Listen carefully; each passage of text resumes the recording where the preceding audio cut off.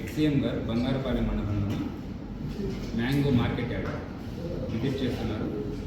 దానికి సంబంధించిన వచ్చిన అప్లికేషన్లో ఉదయం 11 నుంచి మధ్యాహ్నం 2 లోపు ఆ మార్కెట్ యార్డ్కి విజిట్ చేసి ఆ లోకల్గా ఉన్న ఫార్మర్స్తో ఇంటరాక్ట్ అవ్వడం, వాళ్ళతో మీటింగ్ పెట్టుకోవడం అనే ఉద్దేశంతో అప్లికేషన్ పెట్టడం జరిగింది. అప్లికేషన్ని మాజీ ఎమ్మెల్యే సునీల్ కుమార్ గారు సబ్మిట్ చేయడం జరిగింది. దానిలో మెన్షన్ చేసిన మరొక విషయం, సుమారుగా 10,000 మంది మొబిలైజ్ అవుతారు అని చెప్పారు. సో ఇచ్చిన అప్లికేషన్ యొక్క పర్పస్ మ్యాంగో ఫార్మర్స్తో ఇంటరాక్ట్ అవ్వడం, వాళ్ళతోనే మాట్లాడడానికి, వాళ్ళ కష్ట నష్టాలు తెలుసుకోవడానికి, అలానే ప్రభుత్వం ఏదైనా సరే చేస్తుందా, ఏం చేయట్లేదు అనే ఉద్దేశంతో వాళ్ళని మాట్లాడి వాళ్ళ దగ్గర నుంచి ఫీడ్బ్యాక్ తీసుకోవడానికి వస్తున్నారు. సో దీనికోసం మేము మొత్తం ఇప్పటివరకు ఫీల్డ్ విజిట్ చేయడం జరిగింది. అలానే హెలీప్యాడ్ ఎక్కడ ఉంది, మ్యాంగో మార్కెట్ యార్డ్కి ఏ రూట్లో వస్తుంటారు, దీని గురించి మొత్తం వర్కౌట్ చేయడం జరిగింది. ఈ వర్కౌట్ చేసిన తర్వాత మేము హెలీప్యాడ్ వద్ద సుమారుగా 30 మందికి మనం పర్మిషన్ ఇవ్వడం జరిగింది. అలానే కాన్వాయ్ వెహికల్స్కి పర్మిషన్ ఇవ్వడం జరిగింది. మార్కెట్ యార్డ్ దగ్గర రోజు 500 మంది రైతులకు పైగా వాళ్ళ వెహికల్స్లో వస్తుంటారు.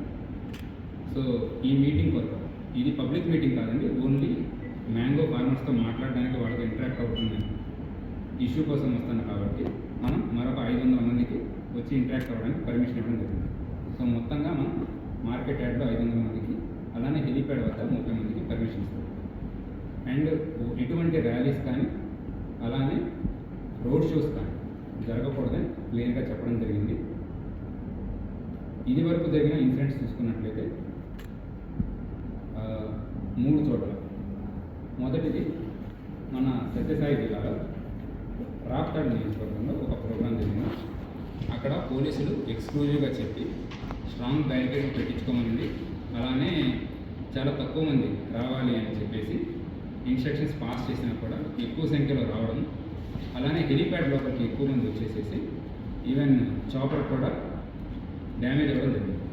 సో ఇది మొత్తం ప్లానే, అంటే విఐపి యొక్క సెక్యూరిటీని కూడా ప్రాబ్లం క్రియేట్ చేస్తుంది. అలానే ఇండివిజువల్ సెక్యూరిటీ, సో ఎవరైతే సివిలియన్స్ ఉన్నారో వాళ్ళకు కూడా సెక్యూరిటీ ప్రాబ్లం వస్తుంది. ఇది మొదటి ఇష్యూ.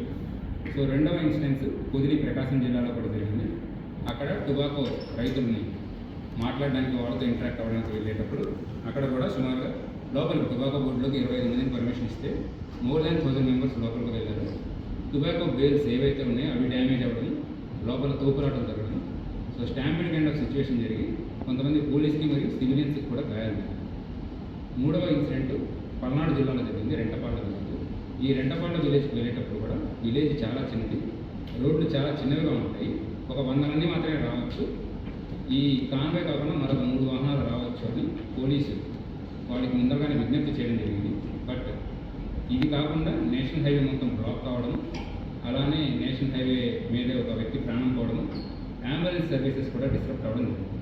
ఇవన్నీ కూడా దృష్టిలో పెట్టుకొని, అలానే ప్రస్తుతం మన బంగారపాలెంలో ఉన్న political scenario, law and order situation కూడా దృష్టిలో పెట్టుకొని మనం ఈ 500 మందికి, అలానే హెలీప్యాడ్ వద్ద 30 మందికి పర్మిషన్ ఇస్తాం. దీనితో పాటు లా అండ్ ఆర్డర్ సిచ్యువేషన్ తప్పకూడదు, అలానే ఎవరికి ఎటువంటి ప్రమాదం జరగకూడదు, విఐపి వచ్చి సేఫ్గా వెళ్ళాలి అనే ఉద్దేశంతో మనం మరికొన్ని కండిషన్స్ కూడా పెట్టాము. ఇందులో ఉన్న కండిషన్స్, ఏ ఏరియా అయితే సరే మనము మ్యాంగో మార్కెట్ యార్డ్ ఉందో దాని పక్కనే కూడా స్కూల్స్ ఉన్నాయి, అలానే చాలా పెట్రోల్ బంక్స్ ఉన్నాయి. సో స్కూల్స్ అవన్నీ కూడా టైం లేట్ అయితే డిస్ట్రప్షన్ అవుతుంది, పిల్లలకి ఇబ్బంది అవుతుంది, ఇన్కన్వీనియన్స్ అవుతుందనే ఉద్దేశంతో మనము వాళ్ళకి స్ట్రిక్ట్గా టైమింగ్స్ ఫాలో అవ్వమని చెప్పడం జరిగింది. అలానే హెలీప్యాడ్ వద్ద ఇంతకుముందు జరిగిన ఇన్సిడెంట్స్ని దృష్టిలో పెట్టుకుని స్ట్రాంగ్ బ్యారికేడింగ్, డబుల్ లేయర్ వేసుకోమని చెప్పడం జరిగింది. ఏరియాలో ఎటువంటి ఇష్యూస్ జరగకుండా సీసీటీవీ కెమెరాస్ వాళ్ళని పెట్టించమన్నాను. అలానే హెలీప్యాడ్ వద్ద 30 మందికి మాత్రమే పర్మిషన్ ఇవ్వడం జరిగింది. మ్యాంగో ఫార్మర్స్తో వాళ్ళు ఇంటరాక్ట్ అవ్వడానికి 500 మందికి, ఎటువంటి పబ్లిక్ మొబిలైజేషన్ జరగకూడదు. అలానే ఇంపార్టెంట్ జంక్షన్స్ వద్ద ఎటువంటి ట్రాఫిక్ జామ్స్ దయచేసి క్రియేట్ చేయవద్దు, మొబిలైజేషన్ చేయవద్దు అని ఎక్స్క్లూజివ్గా చెప్తున్నాను. దీనికి సంబంధించి నోటీసెస్ కూడా ఇవ్వడం జరుగుతుంది. ఇదంతా కూడా మనము కండిషన్స్లో మెన్షన్ చేసి మనం కండిషనల్లో ఉన్న పర్మిషన్స్ ఇస్తున్నాము. సో ప్రీవియస్ ఇన్సిడెంట్స్ ఇవన్నీ దృష్టిలో పెట్టుకొని మేము చేసే విజ్ఞప్తి ఒకటే, ఎవరు కూడా ఎక్కువ సంఖ్యలో మొబిలైజ్ చేయవద్దు. ఇది అతిక్రమించి ఎవరైనా మొబిలైజ్ చేసినా, అలానే పబ్లిక్ ఇన్కన్వీనియన్స్ జరిగినా, ఎటువంటి లా అండ్ ఆర్డర్ ఇన్సిడెంట్స్ వచ్చినా ఖచ్చితంగా చట్టపరంగా చర్యలు తీసుకోవడం